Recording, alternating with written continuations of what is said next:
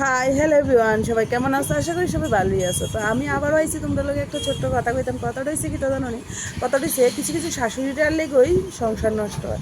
যেমন ধরনের ছেলের মা, ছেলে বিয়ে করে এবং অনেক আনন্দ ফুর্তি করে ছেলে বিয়ে করে বউ আনবো বাড়িতে, কিন্তু বউ যখনে জামাই বউ যখনে মানে ছেলের বউ যখনে কথা কইব, গল্প গুজব করবো, হাসাহাসি করবো, আনন্দ ফুর্তি করবো, তখন আসতো না মার আর সহ্য হইতো না। ছেলে যখন বাজার থেকে আইয়া মা ডাকতো না, বউরে ডাক দিব খরচটা নো, কারণ কি মা তো সবসময় নিত খরচ, সবসময় কি আর মারে কষ্ট দিব? তাহলে বউ আইসে মানে বউ নিব খরচ। কিন্তু এই জিনিসটা মারা বুঝে না।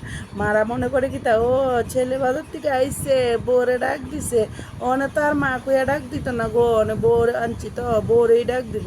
তো ওই জিনিসটা মারা মনের থেকে বাইর করানো লাগবো, তাইলে যে সে সংসার সুন্দর হইব।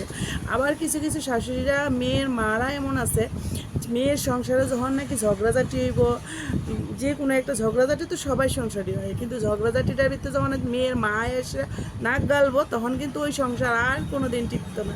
কারণ কি ছেলের মা যখন ছেলের বউ যখন ঝগড়া লাগবে, ছেলের মা কিন্তু ছেলের পক্ষেই কথা কইব, বউর পক্ষে কথা কয় না। কিন্তু 100-এ মনে হয় 1-2 জন পাওয়া যাবে যে বউর পক্ষে কথা কয়, কিন্তু বেশিরভাগই নিজের সন্তানের পক্ষে কথা কয়। তো ঠিক তেমনই মেয়ের মাও কিন্তু নিজের সন্তানের পক্ষে কথা কইব, জামাইয়ের পক্ষে কথা কইতো না, নিজের মেয়ের পক্ষে কথা কইব। তো ও মন করে সংসারটা ভাঙ্গা জায়গা। তাহলে কিতা মেয়ের মা ছেলের মা দুজনেই তোমরা যখন ছেলে মেয়ে বিয়ে করাইবা, তখন তোমরা দুজনেই দূরে থাকবা। তারার ভেজাল তারা শেষ করুক, আর দুজনে বিয়ে করছে, দুজনে সংসার করবো, হাসি আনন্দ ফুর্তি সব কিছু করবো।